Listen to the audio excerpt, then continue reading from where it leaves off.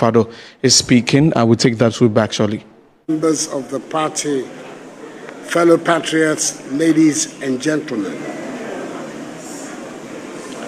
thank you for the invitation, and I'm honored to be here at a moment that is significant, not only for the new party, but also for Ghana's democratic journey. Let me begin by congratulating our national officers, the chairman and members of the Presidential Committee, and all who have worked to organize these primaries coming up in just 9 days' time.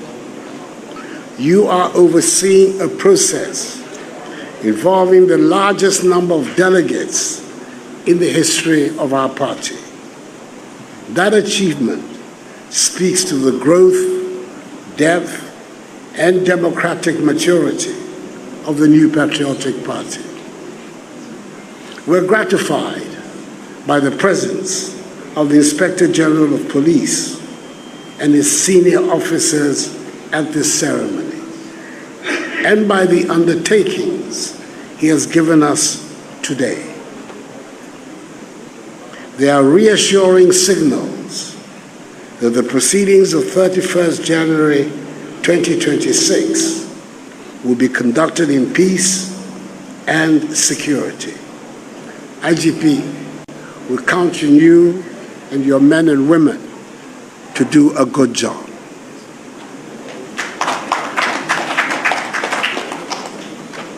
Ladies and gentlemen, our party did not begin today, even though a handful of us were privileged enough to be around in its early days. It did not begin yesterday. Its roots go back to 1947 with the formation of the United Gold Coast Convention, UGCC, from which the Akufo-Addo Busia tradition proudly draws its lineage. At that founding moment, a clear and principled decision was taken. Leadership would be determined by the ballot, not by force, intimidation, or intrigue. George Alfred Park Grant was unanimously elected president and chairman. J.P. Dankwa and R.S. Blay became vice presidents. R.A. Awono Williams served as treasurer. The other members of that inaugural executive committee were Akufo-Addo, Emmanuel Obeche-Bilamte, J.W. de Graaf Johnson, John Sibo, and Kwabena Kese. They were men of strong views and strong personalities, but they were united by discipline, mutual respect, patriotism, and an unshakable belief in orderly democratic process. From that beginning emerged a lesson that still guides us today. While the ballot must decide who becomes what, the true test of our internal democracy lies in the conduct of winners and losers alike, before, during, and after the contest. That lesson was reaffirmed in 1992 after the first presidential primaries of the new patriotic party. Once the party chose Professor Albert Eduboahene as our flag-bearer, all the other aspirants, including Dr. Kofi Jane Selby, Mr. John Ajekum Kufuor, and Dr. Kwame Safo-Addo, closed ranks and supported him. I was campaign manager of the flag-bearer at the time, and I saw firsthand what unity meant, how discipline, sacrifice, and collective purpose strengthened the party, even under the most difficult conditions of the time. That spirit must guide us still. Fellow patriots, a party that cannot manage victory with humility or defeat with dignity cannot expect to win the confidence of the Ghanaian people. As we are reminded, house divided against itself cannot stand. And such a house is certainly not attractive to the electorate. Ghanaians are watching not only what we say, but also how we behave. I know the campaign has generated some heat among aspirants and supporters. I believe I'm qualified to say that we have seen it all before. Do not be discouraged by the excesses. The thirst for power and the unity required to win power must combine to motivate us to choose fraternity over factionalism once the primaries are over.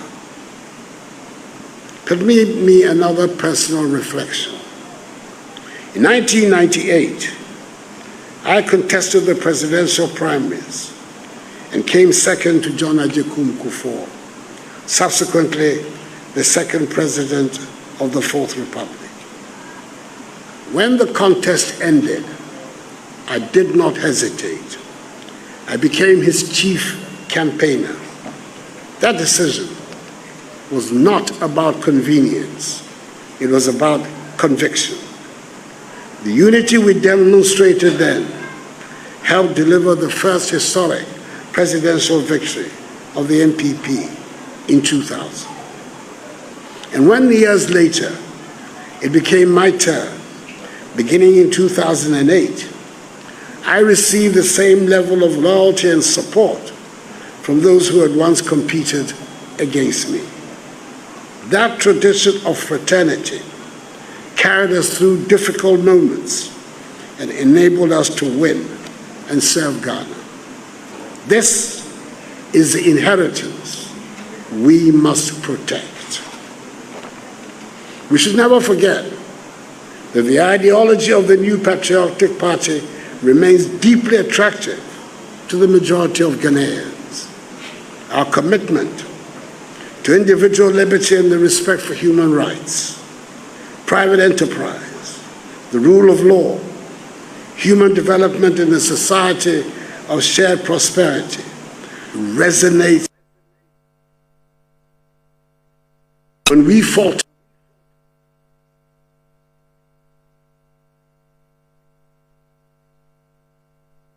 this commitment pact is therefore not a mere ceremony. It is a solemn covenant, a commitment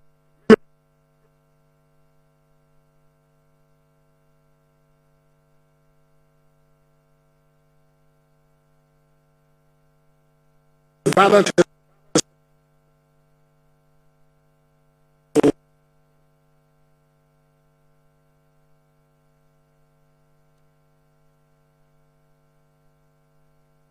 the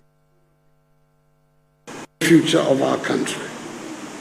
Your supporters, the grassroots, and the youth of this party are watching you. History will judge not only who wins, but also how all of you conduct yourselves. Let me be clear. The NPP is bigger than any individual.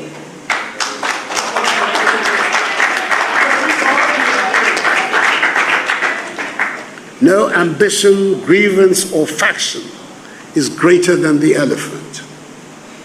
Leadership contests must never weaken the collective cause. Unity is not optional.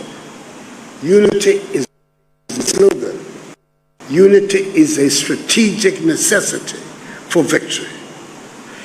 So I charge all of you, this peace pact must not only be signed, it must be lived.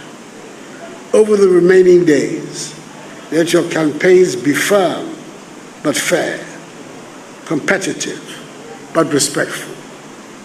Ours is a tradition that rejects fear, insults, intimidation, and bitterness. Loyalty to individuals must never supersede loyalty to the party. After the primaries, there must be one party